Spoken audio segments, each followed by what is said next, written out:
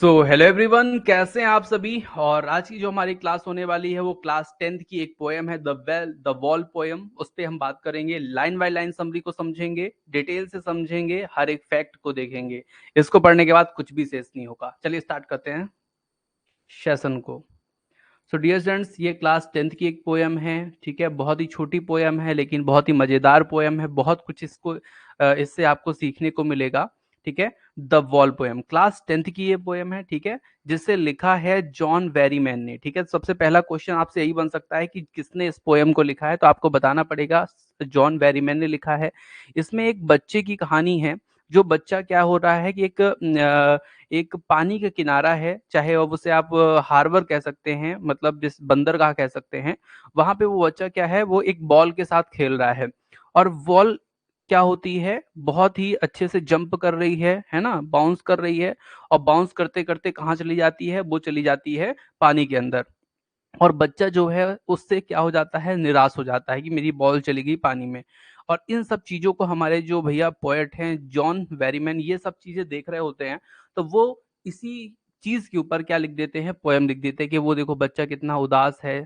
उसकी जो बॉल थी वो कितने खुशी पूर्वक क्या कर रही थी, जंप कर रही थी, बाउंस कर रही थी। और वो पानी में चली गई। मैं तो चाहता हूँ कि मैं उस बच्चे की दुख को कम करूँ, उसको एक बॉल खरीद के दे दूं, पैसे दे दूं उसको। ठीक है, और पैसे दे दूं तो, लेकिन मैं दूंगा नहीं, क्योंकि बच्चे की उस बॉल के साथ बहुत सारी यादें जुड़ी हैं। और बच्चे को ये भी सीखना चाहिए कि अगर कोई चीज अपने से दूर होती है तो उसको कितना दुख होता है उस चीज का। ठीक है, और ये बच्चे का एक लेसन है, एक उसकी कहना चाहिए कि उसको एक ज्ञान है जो इसके इस तरह से मिला है। ठीक है, तो इस तरह से पोएट उसको समझाता है। तो चलिए स्टार्ट करते हैं सेशन को, और भी चीजों को हम यहाँ पे देखेंगे। ठीक है, सो मैं चलता हूँ सीधे, आपको लाइन बाय लाइन समरी पे ले चलता हूँ। ठीक है, और लाइन बाय लाइन हम समझेंगे पोएम को, तो ज्यादा बढ़िया समझ में चीजें आपको आएंगी। ठीक है, सो हमारा फर्स्ट स्टेंजा है पोएम का, what is the boy now. ठीक है, what is the boy now. ठीक है, ऐसा क्वेश्चन शुरुआत हो रही है इन लाइनों से। ठीक है, फिर क्या बोलता है, who has lost his wall. ठीक है, देखो इस बच्चे को। ठीक है, what is the boy now, ये अब जो बच्चा है ना, इस बच्चे की बात कर रहे हैं। ये बच्चा जिसकी क्या हो गई है, लॉस्ट हिज बॉल, बॉल जो है उसकी खो गई है। ठीक है, what is he to do, अब वो क्या करेगा, कैसे करेगा। वो यहाँ पे क्या है, एकदम चुपचाप बैठा हुआ है। वो उसको कुछ भी मतलब निराशा पूर्वक बैठा हुआ है। ठीक है, what is he to do. ठीक है, अब वो क्या करे, कैसे करे कि उस पानी से उस बॉल को निकाल ले, क्या वो सोच रहा है, उसके बारे में पूरा जो है पोएट बता रहे हैं। ठीक है, आई सॉ इट गो। ठीक है, मैं जाऊं उसके पास क्या। ठीक है, या उससे जानकारी लूं कि क्या चल रहा है, क्या हो गया, ऐसा कुछ पूछने की कोशिश करना चाहते हैं पोएट। ठीक है, तो यहाँ पे पोएट बोलते हैं आई सॉ इट, मैं सब ये चीज देख रहा होता हूँ कि क्या चल रहा है वहां पे। ठीक है, मतलब इन दोनों लाइनों का मतलब ये है, what is the boy now. ठीक है, who has lost his ball. ठीक है, क्या मतलब ये जो लड़का है ना, अब इसकी बात हो रही है जिसने अपनी बॉल को क्या कर दिया है, खो दिया है। ठीक है, और what is he to do. ठीक है, अब वो क्या करे। ठीक है, क्या करे, ये सब चीजें वो देख रहा है। I saw it go. ठीक है, जो भी चीजें वहां पे गो, मतलब वहां पे जो भी चीजें चल रही हैं, उनको सबको पोएट जो है हमारे वो देख रहे हैं। ठीक है, फिर बोलते हैं, merrily bouncing down the street and then merrily over there it is in the water. ठीक है, तो इसका मतलब क्या होता है, मैं आपको बताऊं। इसका मतलब ध्यान से, मेरली जो होता है इसका मतलब होता है खुशी पूर्वक। ठीक है, जो इसकी बॉल खुशी पूर्वक क्या हो रही थी, बाउंस कर रही थी डाउन द स्ट्रीट, स्ट्रीट पे। ठीक है, मतलब रास्ते पे जो उसकी बॉल जो है बढ़िया बाउंस कर रही थी। And then merrily over there it is in the water, अब वही जो खुशी से जो पानी जो वॉल थी, अब वो कहाँ पे है, पानी में है। ठीक है, अब यहाँ पे पोएट उस बच्चे की बात देख रहे देखिए मतलब कर रहे हैं कि उसको पहले उसके बारे में, एक लड़का है, लड़के की क्या है, बॉल थी वो खो गई। ठीक है, अब लड़का क्या करे, वो सोच रहा है। ठीक है, ये सब चीजें देख रहे हैं हमारे पोएट। और यह वहां पे जो चल रहा है उसको सबको, उसको क्या कौन देख रहा है, पोएट हमारे देख रहे हैं। जो बॉल थी वो बहुत ही खुशपूर्वक क्या है फुदक रही थी, या कह सकते हैं बाउंस कर रही थी। कहाँ पे? डाउन द स्ट्रीट पे, ठीक है। और फिर वो जो बाउंसिंग करते करते कहाँ चली गई? सीधे पानी पे चली गई, ठीक है। यहाँ पे हार्बर का जिक्र किया गया है एक्चुअली समरी में, ठीक है। तो हार्बर आप कह सकते हैं, ठीक है। यहाँ पे दो स्पेलिंग आपको ध्यान रखना है। ये जो मिरली है, इस मेरली है, इस ये एक इंपॉर्टेंट है। इसका मतलब होता है चीयरफुल। और एक है बाउंसिंग वर्ड। बाउंसिंग मतलब होता है जंपिंग अप एंड डाउन, ठीक है, मतलब फुदकना, कूदना, ठीक है। नेक्स्ट हमारे स्टेंजा पे चलते हैं, उस पे हम देखते हैं क्या चीजें हैं। No use to say, no use to say oh there are other ball an ultimate shaking grief fix the boy, ठीक है। तो यहाँ पे नो यूज टू से मतलब होता है कहने पर कोई फायदा नहीं है, ठीक है। कहने पर कोई फायदा नहीं है। ओ देयर आर अदर बॉल, कि मैं तुमको मतलब एक और बॉल दे दूं, ठीक है। ये कहने का कोई फायदा नहीं है कि तुम्हारे पास एक और बॉल आ जाए या मैं तुमको दे दूं। एन अल्टीमेट, ठीक है, an ultimate shaking grief fix the boy, ठीक है। यहाँ पे अल्टीमेट मतलब हो गया चरम सीमा, ठीक है। तो उस जो बच्चे का जो दुख है ना, वो एकदम किस पे है? ग्रीफ जो है वो एकदम चरम सीमा पकड़ चुका है, ठीक है। वो जो लड़का है उसको सेकिंग ग्रीफ मतलब होता है कि एकदम कड़ा दुख, ठीक है, मतलब दुख से हिल जाना। तो वो बच्चा जो है ना वो दुख से हिल चुका है, ठीक है। और उस मतलब इतना दुखी है कि बिल्कुल मतलब उसकी उसके साथ यादें जुड़ी हुई हैं, ठीक है, उस बॉल के साथ, ठीक है। तो वो चीज यहाँ पे पोएट बोल रहे हैं कि कहने को तो मतलब कहने का कोई फायदा नहीं है, ठीक है। और उसको मैं अगर एक बॉल दिला दूं या एक और बॉल दे दूं, ठीक है, लेकिन वो क्या है कि एकदम दुख से क्या है, दुख की सीमा में जा चुका है, ठीक है, चरम सीमा में पहुंच चुका है। फिर बोलते हैं poet as he stand rigid, ठीक है, trembling, trembling, staring down all his young days into the harbour where, ठीक है। अब यहाँ पे है नीचे देखते हुए, as as he stand rigid trembling staring down, ठीक है। तो यहाँ पे बोलते हैं पोएट की नीचे देखते हुए, कांपते हुए, ट्रेम्बलिंग, ट्रेम्बलिंग मतलब कांपते हुए, ठीक है, वह लड़का क्या होता है? खड़ा होता है, ठीक है। तो क्या करता है? देखिए स्टैंड हो रहा है कैसे? रिजिट, अपनी ही जगह पे, ठीक है, फिक्स्ड अपने प्लेस पे खड़ा हो रहा है, कांपते हुए, नीचे देखते हुए। स्टेरिंग डाउन मतलब क्या हुआ? नीचे देखते हुए वो बच्चा कांपते हुए, जैसे दुख के मारे रोते हुए कांपता नहीं आदमी, उस तरह से ये बच्चा खड़ा हुआ। All his young days into the harbour where, ठीक है।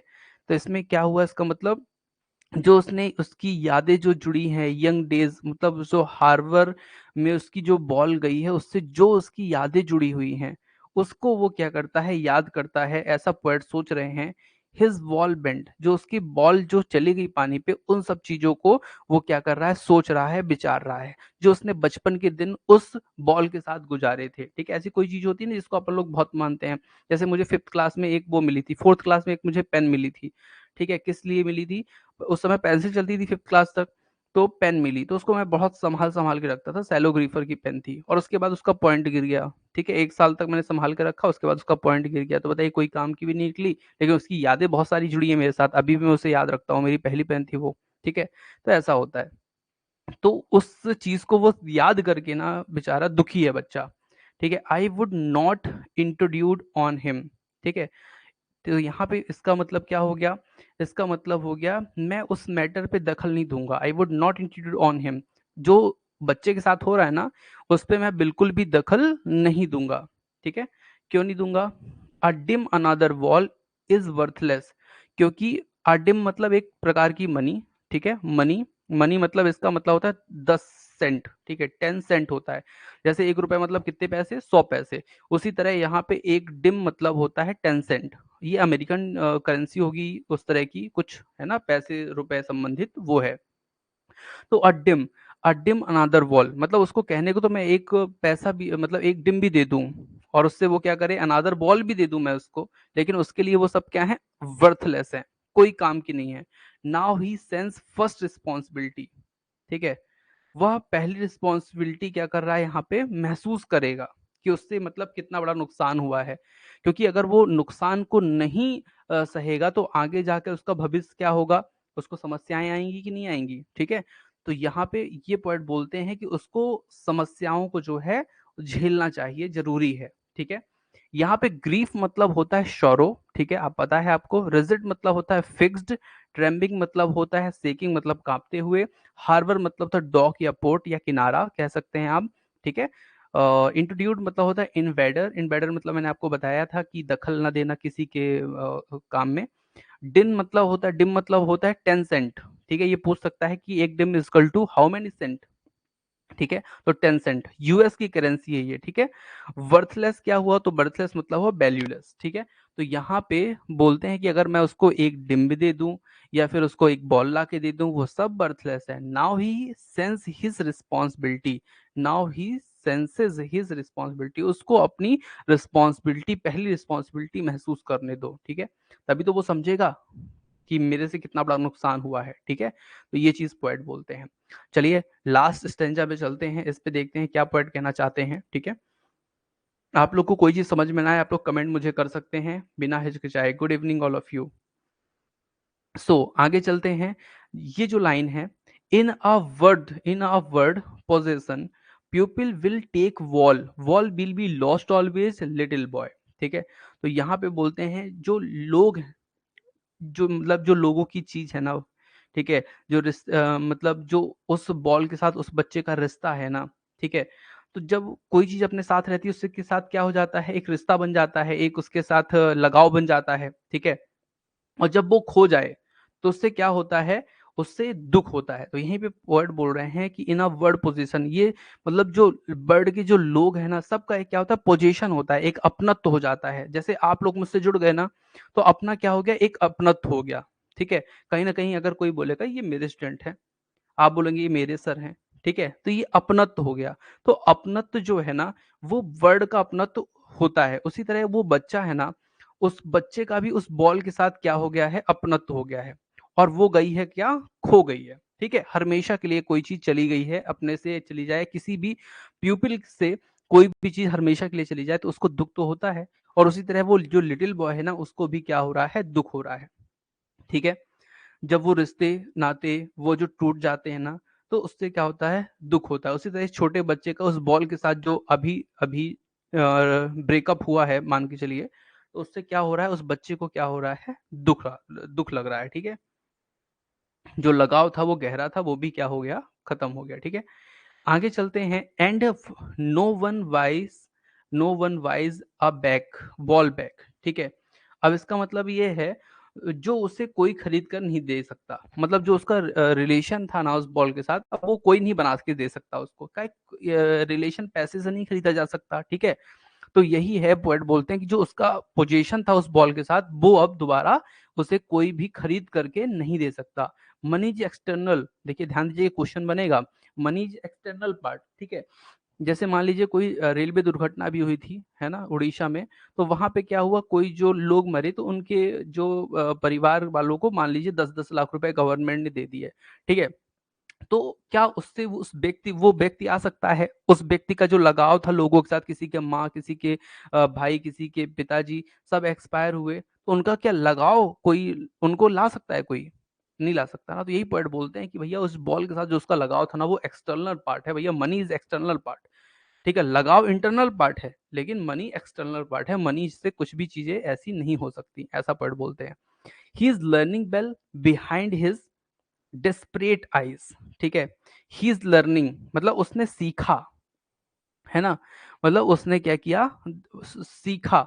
बेल बिहाइंड हिज डेस्परेट आई, अपनी दुख भरी आंखों से, अपने बेल बिहाइंड मतलब इस चीज के पीछे उसने अपने दुख भरी आंखों से सीखा कि कोई चीज अगर हमसे दूर जाती है तो उससे क्या होता है, दुख होता है, ठीक है। The epistemology of loss, how to stand up, ठीक है। इससे क्या है, स्टेमोलॉजी मतलब क्या होता है, ज्ञान होता है, ठीक है, नॉलेज होता है, ठीक है। तो किसी चीज के खोने का जो ज्ञान हो रहा है ना, ठीक है, उससे उसका जो नुकसान हो रहा है ना, उसके बारे में वो सीख रहा है। कैसे उससे क्या किया जाए, हाउ टू एक्सटेंड अप, उससे कैसे उभरा जाए, ठीक है।